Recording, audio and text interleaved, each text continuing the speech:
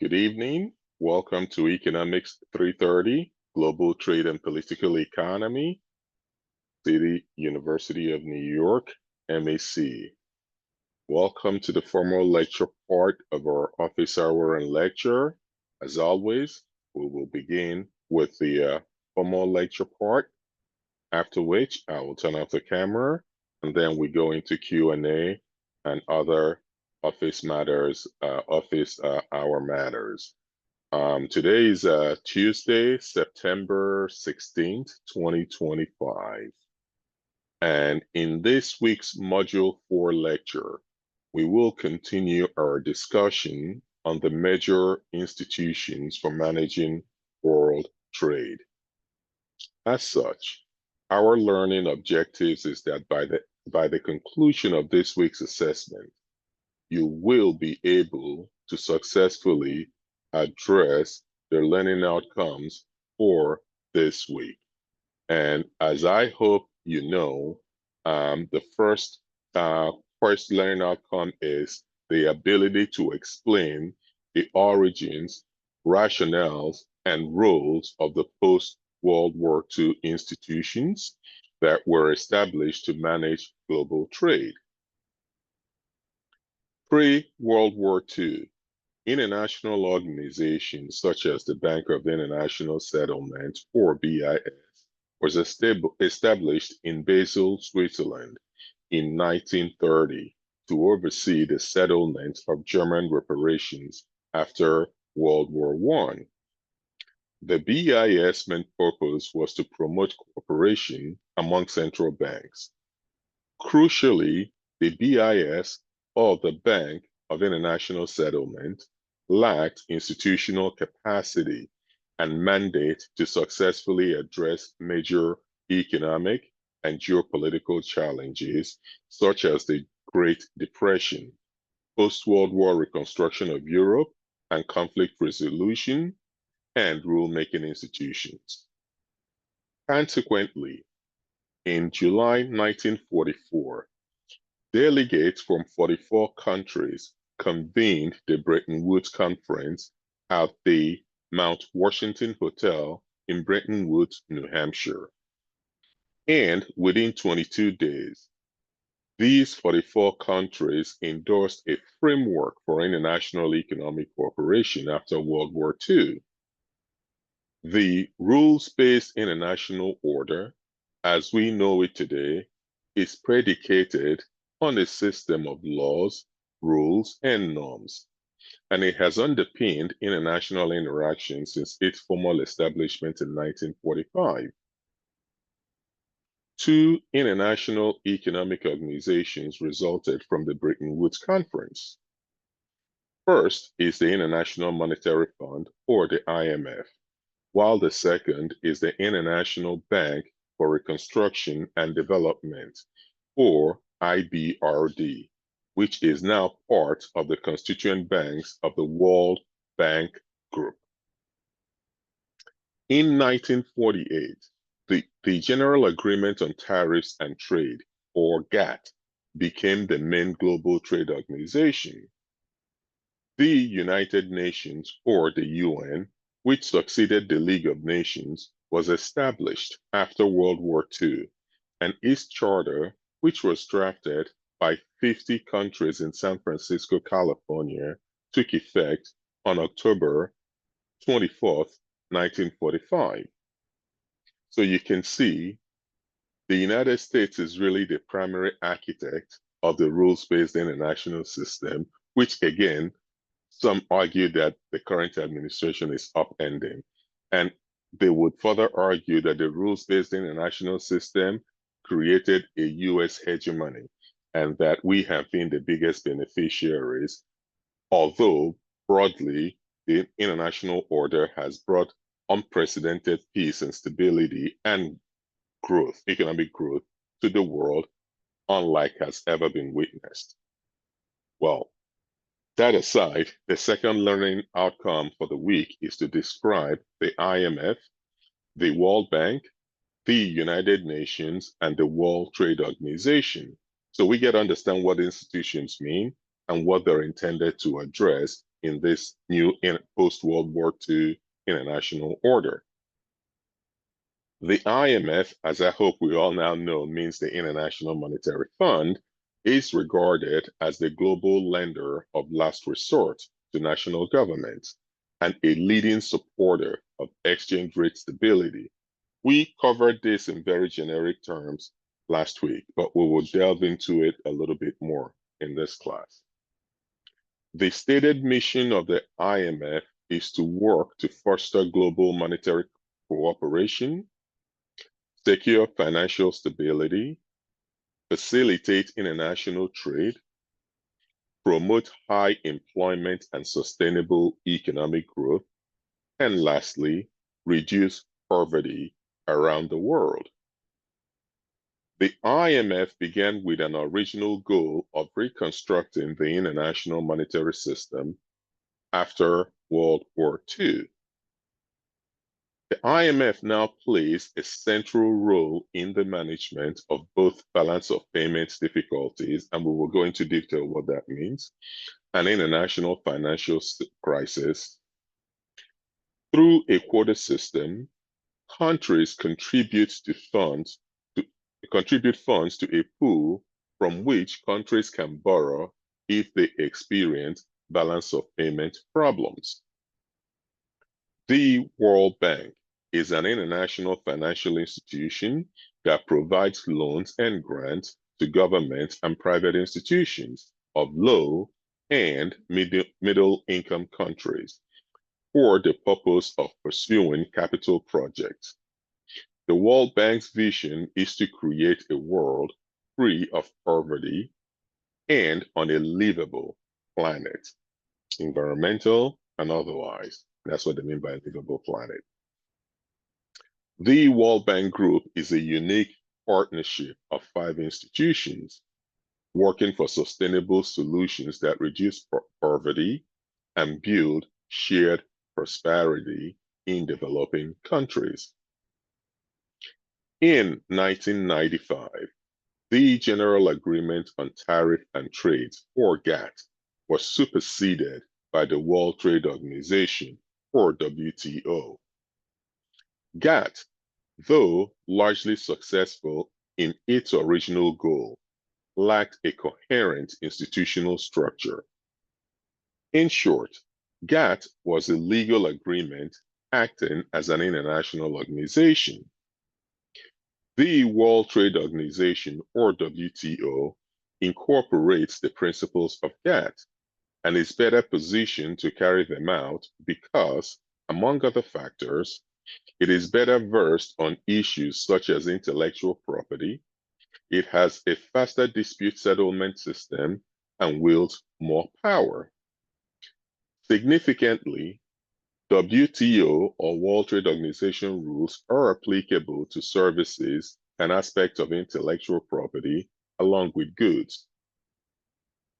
However, recent trade disputes and sanctions have arguably exposed limitations in WTO's capacity for dispute settlement.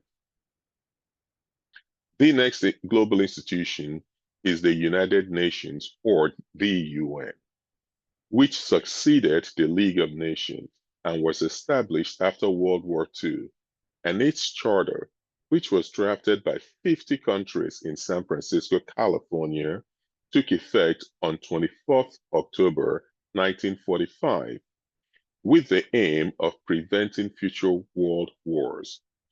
The UN is an international organization whose stated purposes are to maintain international peace and security, develop friendly relations among nations, achieve international cooperation, and serve as a center for harmonizing the actions of nations.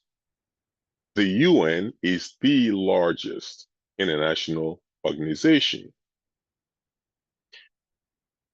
Part of the learning outcomes for this week, as part of the learning outcomes for this week, you should also be able to successfully respond to these questions. 1, how does the IMF achieve its goals?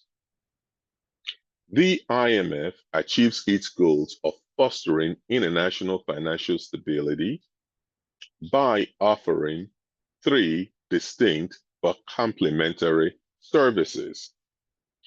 The first service is policy advice. To maintain stability and prevent crisis in the international monetary system, the IMF keeps a regular policy dialogue with governments of its member countries. The IMF assesses economic conditions and recommends policies that enable sustainable growth.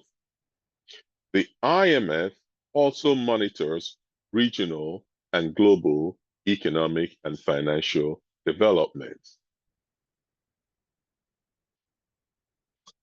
The second is financial assistance. The IMF provides loans and concessional financial assistance to member countries experiencing actual or potential balance of payment problems.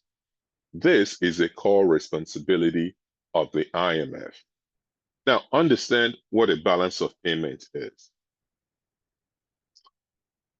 As just for general knowledge, most globally traded commodities, indeed, most global trade is financed in US dollars. So, if, for instance, you're a Caribbean country that exports banana,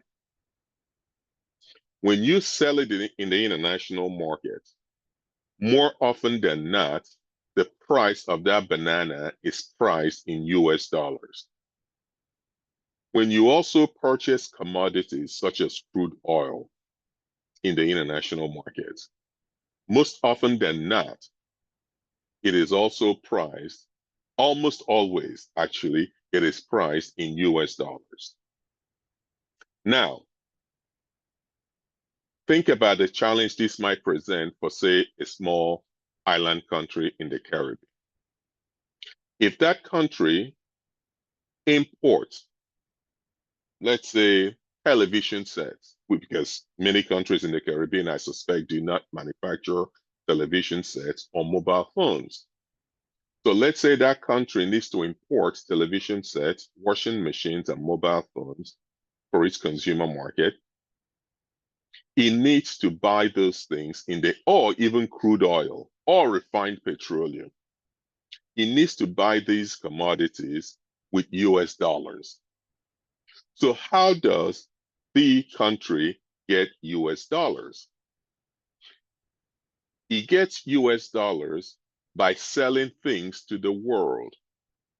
One major service that the Caribbean countries, and I just use Caribbean countries broadly and generally, and just as an example, but one major service they sell to the world is tourism.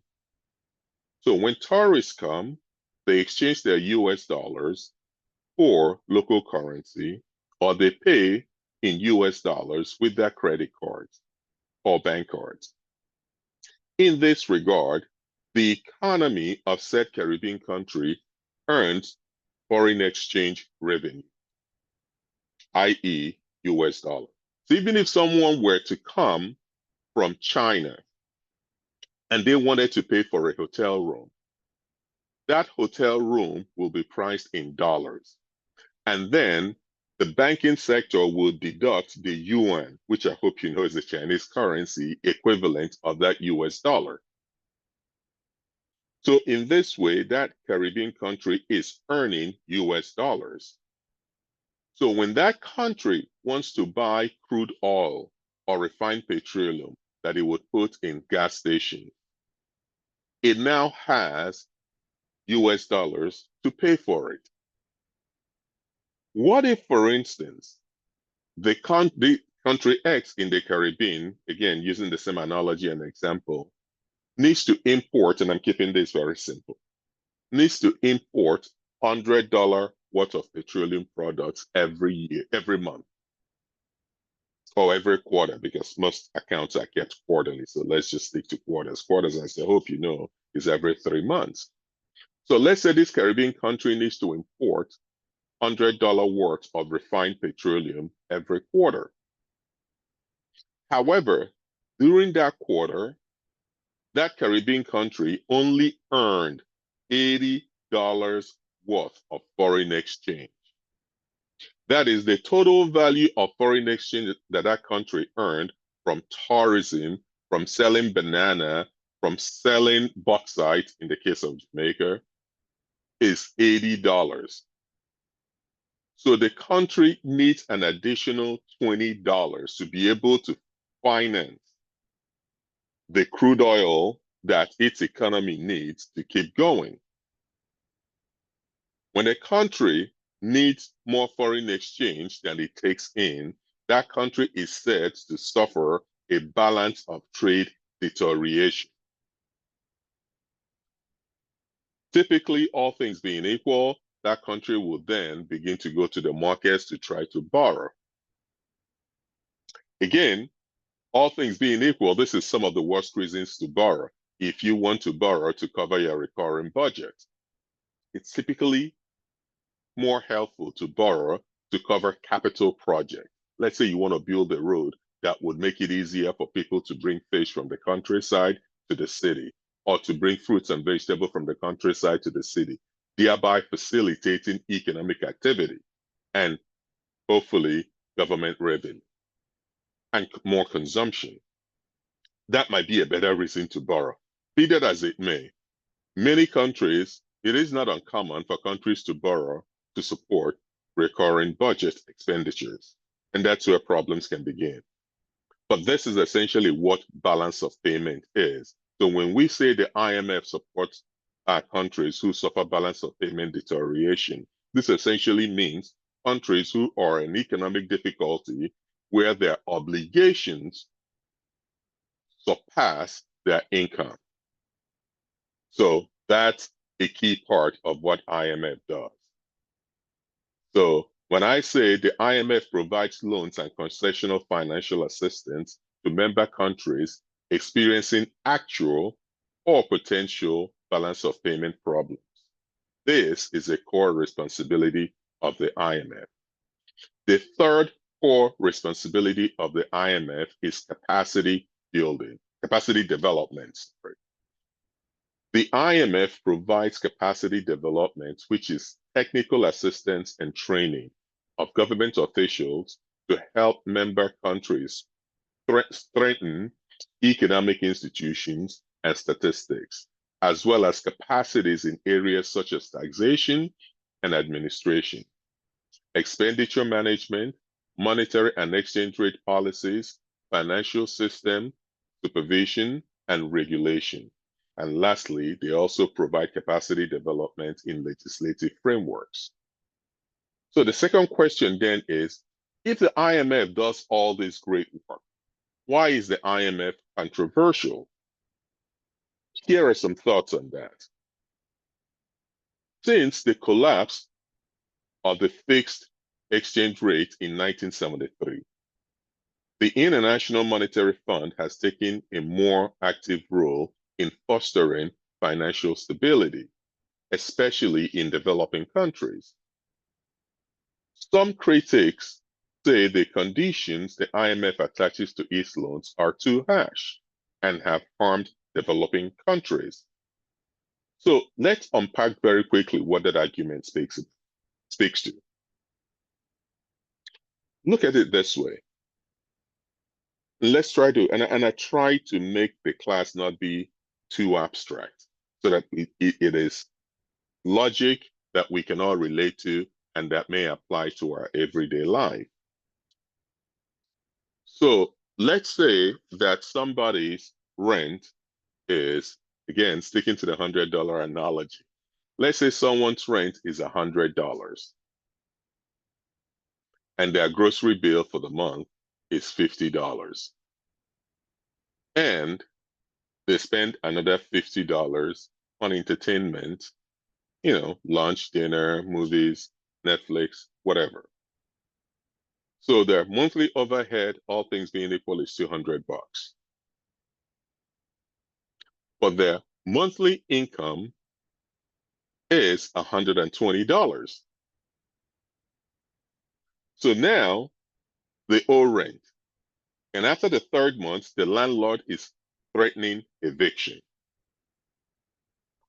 So this person goes to a bank. In this case, this person is a country in debt distress, and they're going to the IMF because they need to borrow money to service their debt, or they're going to get evicted. You can see how if the IMF were to simply give them the balance to pay their rent, it would almost be throwing good money after bad, simply because the person's lifestyle isn't sustainable. They make $120 income and their overhead is $200. They have got to cut $80 out of their budget or figure out a way to increase their revenue. If they can increase their revenue by $30, maybe they only need to cut $50 out of their budget, out of their overhead budget. And this is what the IMF calls conditionalities.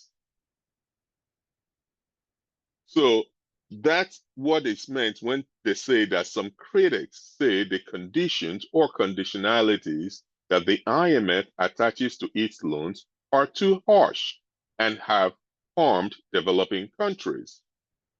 So the reason the IMF would say to you that they attach these conditionalities is because simply this spending and economic model of this country is unsustainable. And if the IMF were to loan that country the money and that country is unable to repay the debt, and if IMF did this with several countries who are unable to repay the debt, then IMF would have no more money to loan. Then who would countries then go to when they need credit facility as from a last resort lender?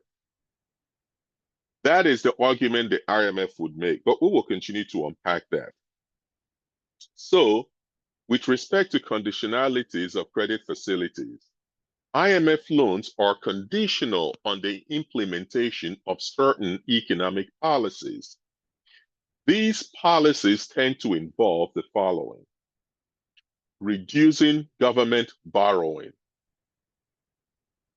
or higher taxes and lower spending. So remember what I said, for the individuals, they have to cut down how much they spend and or get a second job.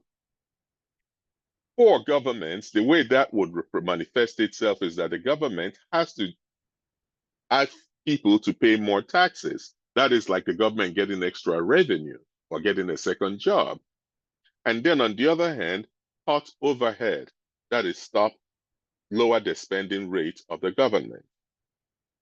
And this is part of where the challenges begin. Because by the time a country goes to an IMF or a credit facility, the economic situation is rough. So you're asking a community that is already going through economic hardship to pay more taxes.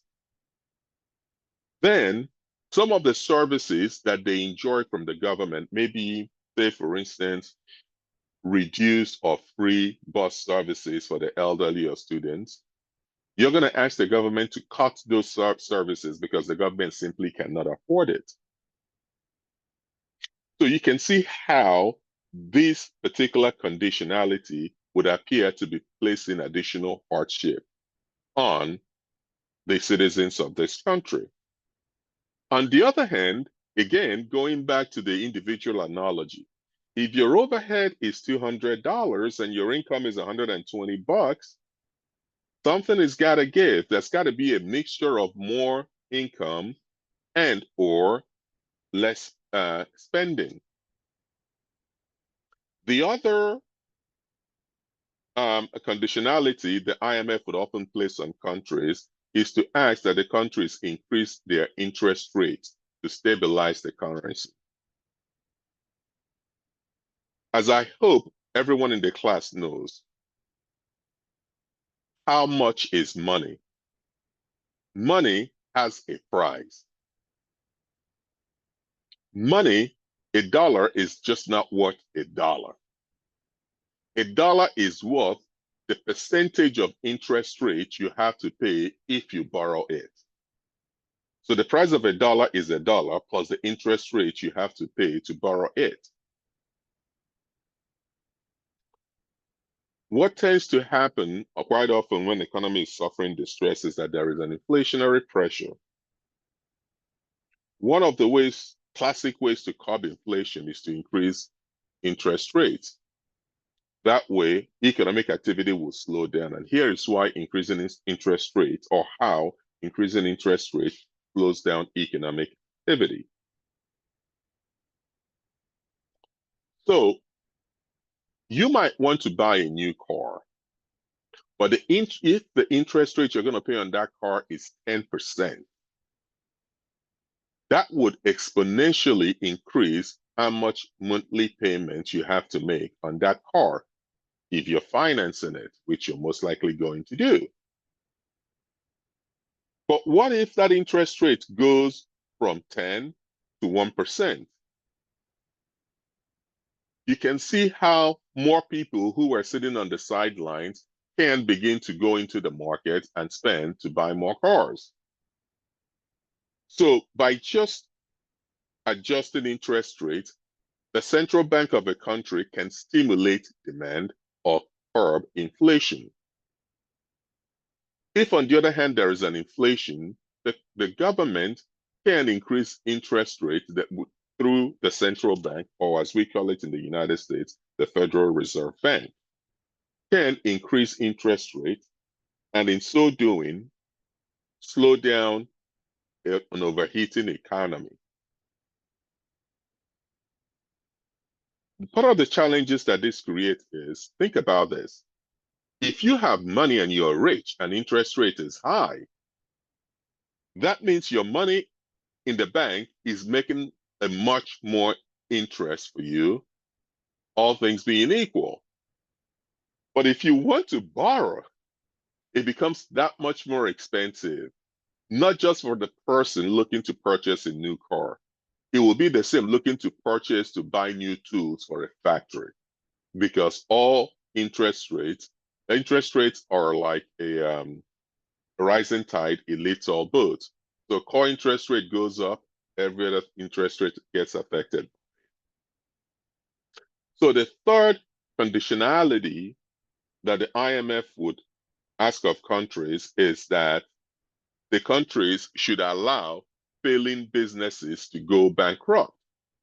That is, if there's a business that cannot survive because of these conditionalities, whether because there is less money going around in the economy, or government subsidies has been reduced, or interest rate has been increased, and there are countries that companies that are now going through economic hardship, IMF would say let them fail because they're uncompetitive. And all things being equal, more competitive companies will spring up eventually, if not immediately. The other conditionality, and the last one quite often required by the IMF, is structural adjustment, which includes privatization. So if there are any industries that is owned by the government, they would ask the country to sell those companies to private individuals, whether they're foreign or domestic. The other structural adjustment is deregulation. That is the rules that govern how businesses operate. These rules are necessary to constrain moral hazard. And we talked about moral hazard. On the other hand, too much rules can reduce dynamism in the business market, in the labor market, and in the ability of businesses to grow, register quickly, fail or succeed, hire or let go of employees. The other conditionality is to reduce corruption and bureaucracy. So the bigger challenge, or the broad challenge, is that these policies of structural adjustment and macroeconomic intervention can make already difficult economic situations worse, at least in the short term.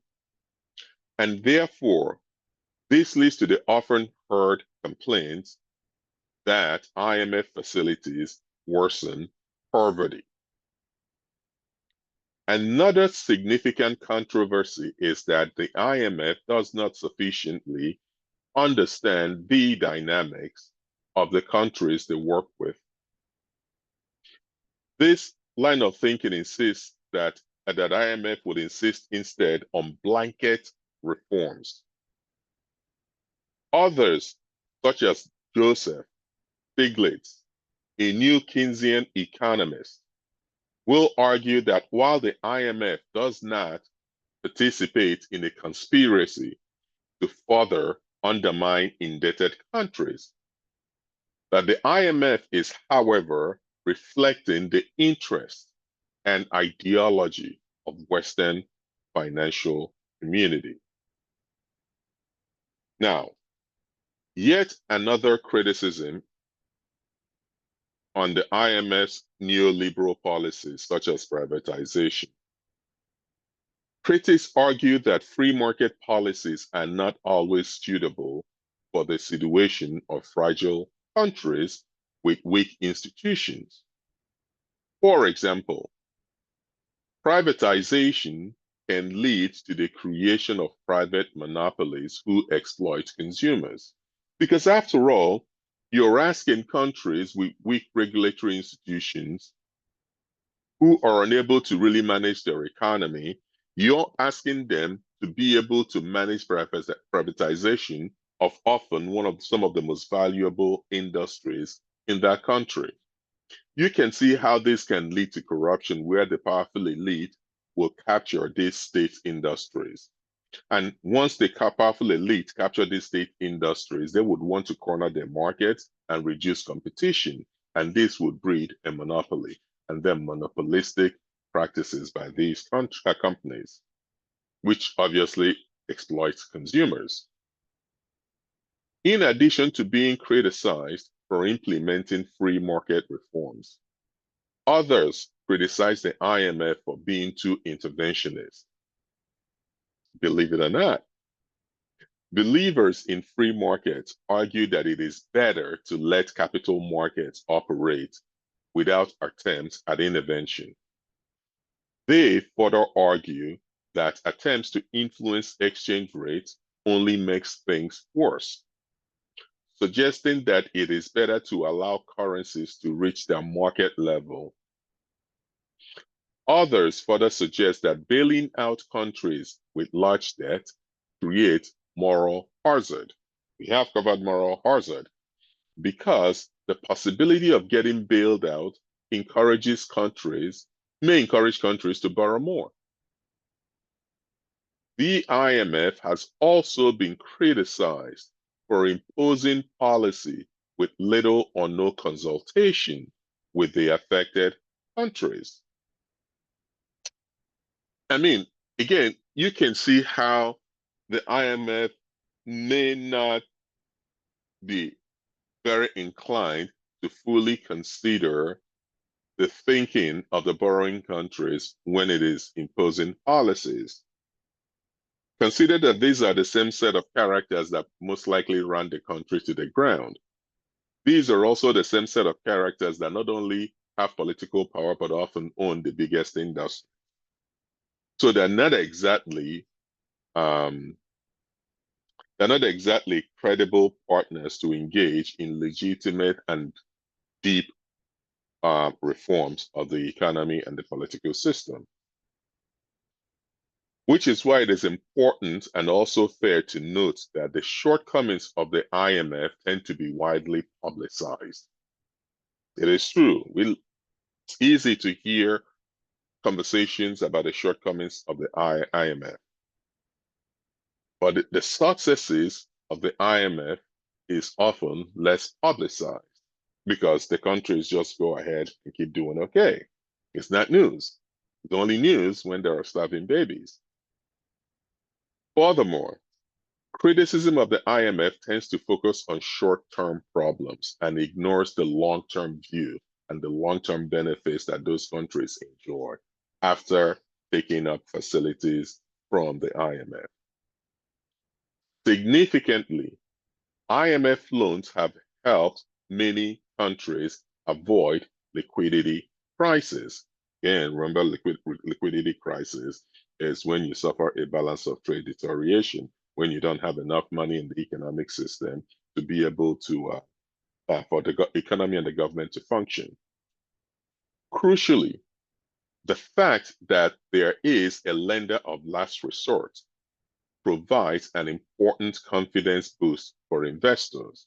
So the IMF is often called the last lender of last resort because it quite most often is. And what is meant by that is that before countries get to where they need the IMF, they often have gone to the private markets and private individuals and taken loan facilities that they are now unable to manage. And or the economy has been so poorly mismanaged that private investors or other lenders do not have confidence in the ability of that country to manage its economy and therefore would be very hesitant to extend loans or credit facilities to that country. So the fact that there is a lender of last resort in the IMF provides an important confidence boost for investors to go ahead and consider investments in that country. This is important, especially during financial turmoil. IMF can be an easy target. Sometimes countries who need to undertake painful short-term macroeconomic adjustment lack the political will to do so. Imagine if a prime minister said in country X, the economy is bad. I am going to fire half of the civil service. On the other half that are lucky to have employment, I am going to increase their taxes by X percentage. And oh, by the way, free bus rides for senior citizens and children going to school will be stopped. Free lunch for children who are in school will be stopped because we can no longer afford it. What do you think the political opponents are going to say? Most likely, they're probably going to argue that this government has failed. Unlike what the government is saying to you, I would pay salaries, I would maintain free bus service, I would maintain free lunch. In fact, I would hire X number of more people into the civil service. Of course, the only way they're going to do that is by kicking the can down the road by somehow trying to get more loans to finance that unsustainable spending. So, because leaders often understand this, and this can come up a little cynical, but these are really what the incentive structures can sometimes look like.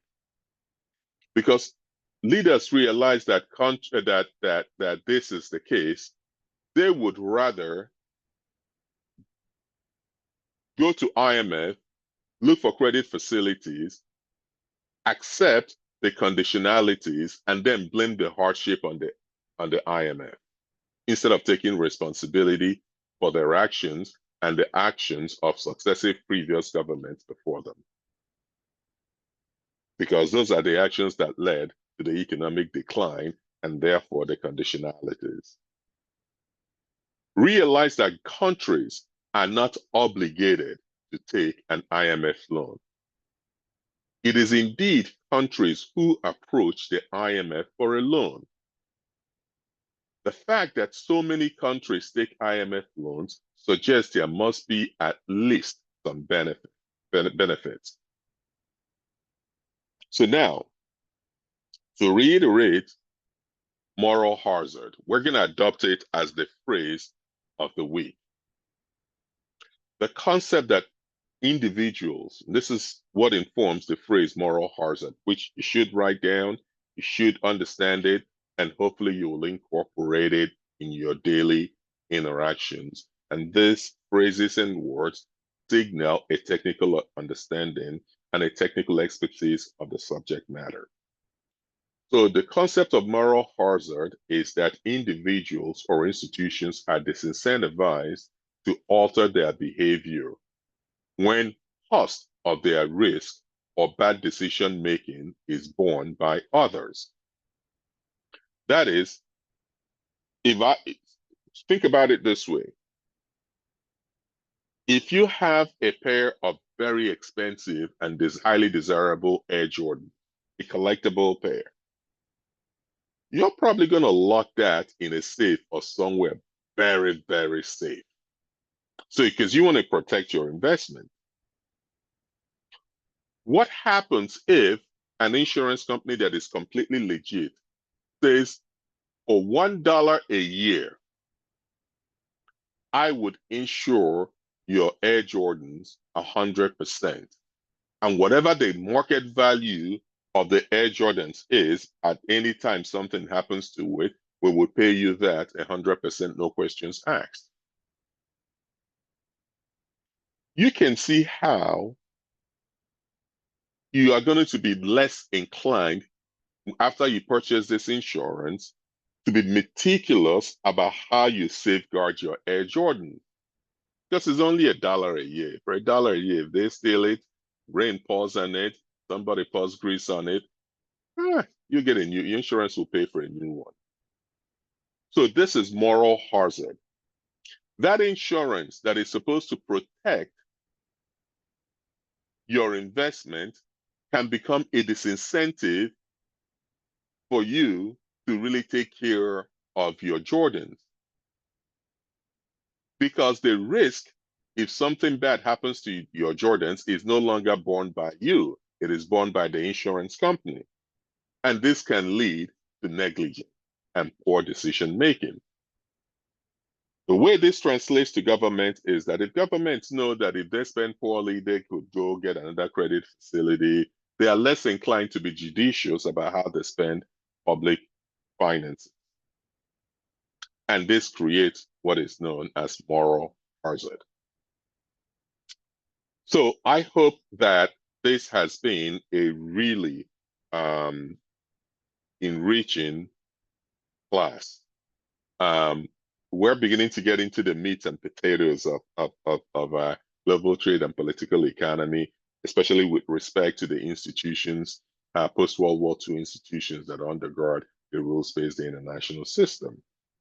So in closing, permit me to conclude by foreshadowing next week's lecture, which will be on the liberal perspective in international political economy. So there are a few perspectives. We're going to cover the first of them, which is the liberal perspective in international political economy. And with that, I am going to end the formal lecture part of today's office hour and lecture, stop the recording, and take questions as necessary. Thank you.